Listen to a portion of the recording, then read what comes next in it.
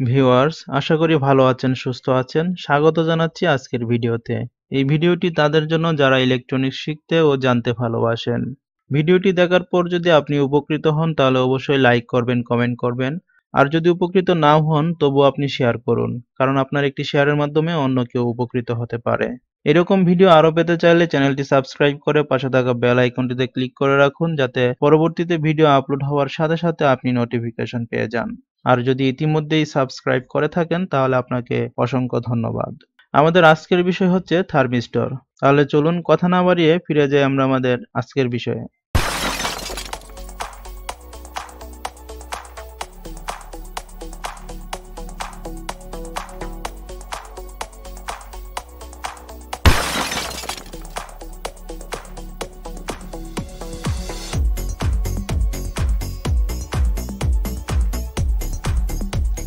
প্রথমেই জেনে নিব থার্মিস্টর কি। থার্মিস্টরের পূর্ণ মিনিং হচ্ছে থার্মালি সেনসিটিভ রেজিস্টর। থার্মালি এর থার্ম এবং রেজিস্টরের স্টর, এই দুটি মিলে হয়েছে থার্মিস্টর। থার্মিস্টরের সিম্বলটি দেখতে এরকম হয়ে থাকে। থার্মিস্টর মূলত তাপমাত্রার তারতম্যের কারণে এর রেজিস্ট্যান্সের তারতম্য ঘটে থাকে, অর্থাৎ এর রেজিস্ট্যান্স তাপমাত্রার সাথে পরিবর্তনশীল হয়। থার্মিস্টর দুই ধরনের হয়ে থাকে, একটি হচ্ছে এনটিসি এবং আরেকটি হচ্ছে পিটিসি। এনটিসি এর পূর্ণরূপ হচ্ছে নেগেটিভ টেম্পারেচার কোএফিসিয়েন্ট আর পিটিসি এর পূর্ণরূপ হচ্ছে পজিটিভ টেম্পারেচার কোএফিসিয়েন্ট।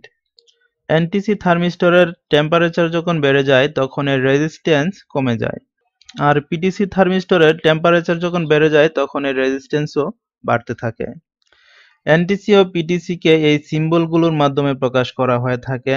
এখানে এনটিসি এর পূর্ণরূপ হচ্ছে নেগেটিভ টেম্পারেচার কোএফিসিয়েন্ট, তাই এখানে নেগেটিভ দেওয়া হয়েছে, আর টি এর মাধ্যমে বোঝানো হয়েছে টেম্পারেচার।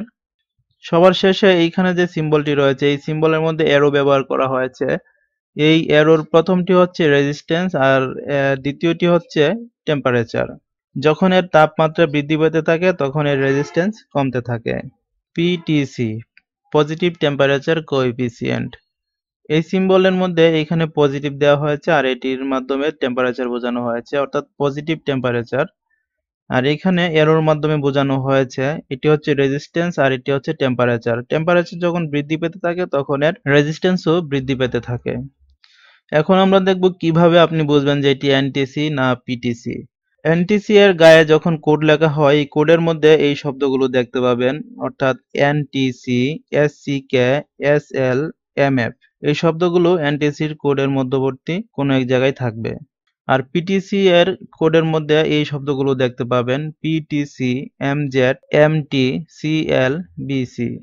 এনটিসি সার্কিটের মধ্যে সিরিজে সংযুক্ত থাকে। সার্কিটে যখন পাওয়ার দেওয়া হয় তখন এনটিসির রেজিস্ট্যান্স এর পাওয়ারকে কিছুটা বাধাগ্রস্ত করে।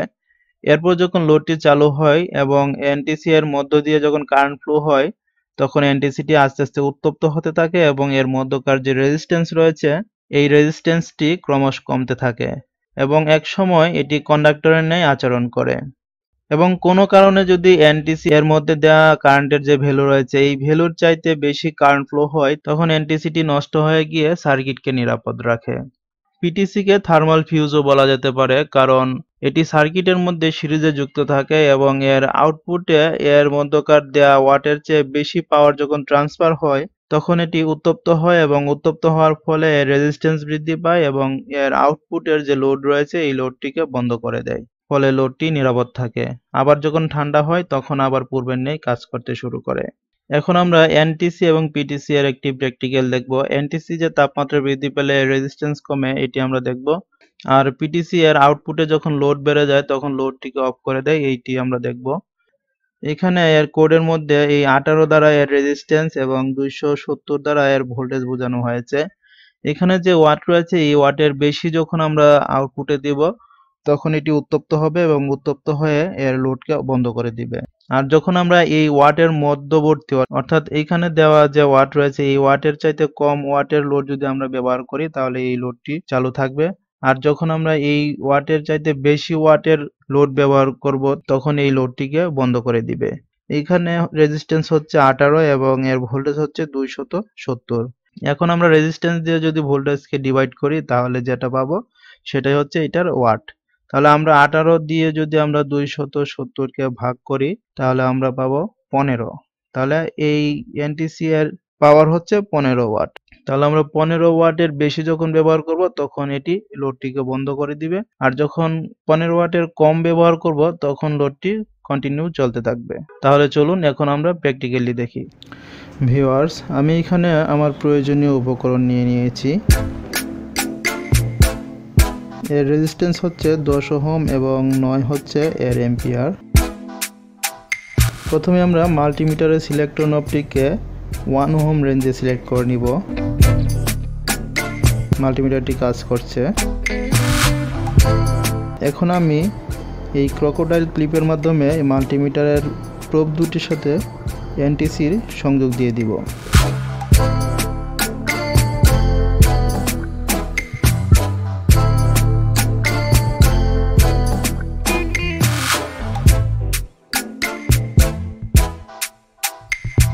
সংযোগ হয়ে গেল। এখন আমরা এনটিসির মধ্যে তাপ দিব। তাপ দেওয়ার পর এই কাঁটাটি আস্তে আস্তে এদিকে চলে আসবে। যত এদিকে আসবে তত রেজিস্ট্যান্স কমতে থাকবে, আর যত এদিকে আসবে তত রেজিস্ট্যান্স বাড়তে থাকবে। এখন আমরা একটি লাইটারের মাধ্যমে এর মধ্যে তাপ দেই। দেখুন কাঁটাটি আস্তে আস্তে জিরোর দিকে আসতে শুরু করেছে, অর্থাৎ তাপ বাড়ার সাথে সাথে এর রেজিস্ট্যান্স কমতে শুরু করেছে।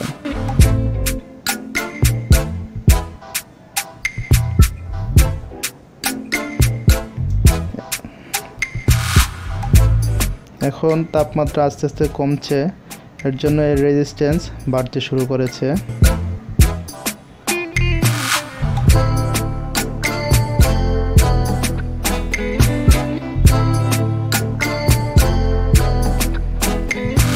যখন এর তাপমাত্রা স্বাভাবিক হয়ে যাবে তখন এর রেজিস্ট্যান্স পূর্বের জায়গায় ফিরে যাবে। তাহলে আমরা দেখলাম যে এনটিসি এর তাপমাত্রা বাড়ার সাথে সাথে এর রেজিস্ট্যান্স কমে এবং তাপমাত্রা কমার সাথে সাথে এর রেজিস্ট্যান্স বৃদ্ধি পায়। এখন আমরা পিটিসি দেখব।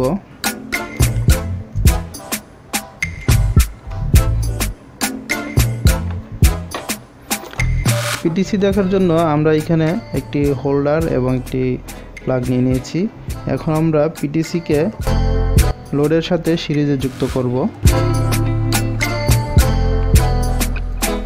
এটা হচ্ছে পিটিসি, আর এটা হচ্ছে মিডিল, আর এটা হচ্ছে মিডিল পিন, আর এটা হচ্ছে দুই পাশের দুটি পিন।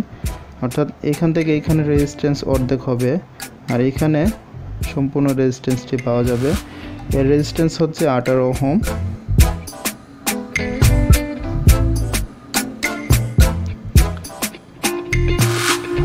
আমরা ক্রোকোডাইল ক্লিপের সাহায্যে এনটিসি সিরিজে যুক্ত করব।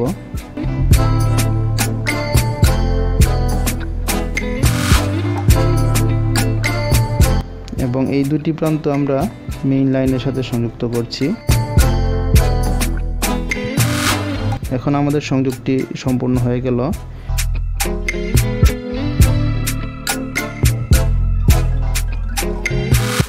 এই পিটিসিটি এখন সিরিজে যুক্ত হয়ে গেছে।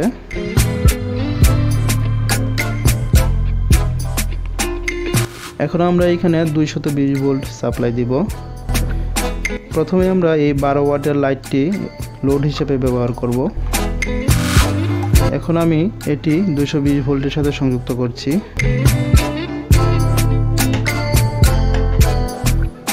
দেখুন লাইটটি জ্বলে উঠেছে এবং এটি বন্ধ হবে না, কারণ এই পিটিসি ওয়াটের চাইতে এর ওয়াট কম আছে। কিছুটা সময় অপেক্ষা করি।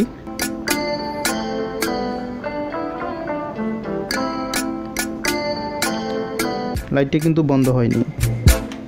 এখন আমরা এই 25 ওয়াটের যে লাইটটি আছে এই লাইটটি আমরা লোড হিসেবে ব্যবহার করব।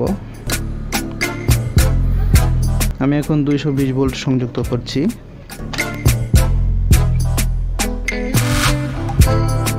দেখুন লাইটটি কিন্তু অফ হয়ে গেছে, অর্থাৎ এই পিটিসির চাইতে এর ওয়াট বেশি। আমি সংযোগটি বিচ্ছিন্ন করলাম। এখন এটি একটু ঠান্ডা হওয়ার পর আবার পুনরায় আগের মতো কাজ করা শুরু করবে। এখন আমি আবার সংযুক্ত করছি।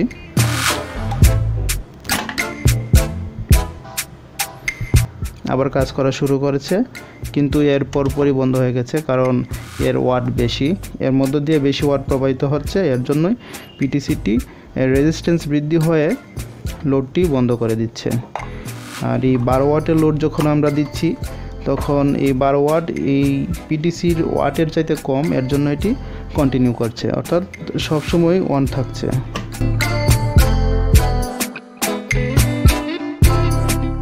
ভিউয়ার্স, আশা করি বুঝতে পেরেছেন যে এনটিসি এবং পিটিসি কী এবং এনটিসি ও পিটিসির মধ্যে পার্থক্য। ভিডিওটি যদি ভালো লাগে তাহলে অবশ্যই লাইক করবেন, কমেন্ট করবেন এবং শেয়ার করবেন। আর পরবর্তী ভিডিওটি মিস করতে না চাইলে চ্যানেলটি সাবস্ক্রাইব করে পাশে থাকা বেল আইকনটিতে ক্লিক করে রাখুন, যাতে পরবর্তী ভিডিওটি আপলোড হওয়ার সাথে সাথে আপনি নোটিফিকেশন পেয়ে যান। পরবর্তী ভিডিও দেখার আমন্ত্রণ জানিয়ে এবং সবার সুস্বাস্থ্য কামনা করে আজকের মতো বিদায় নিচ্ছি।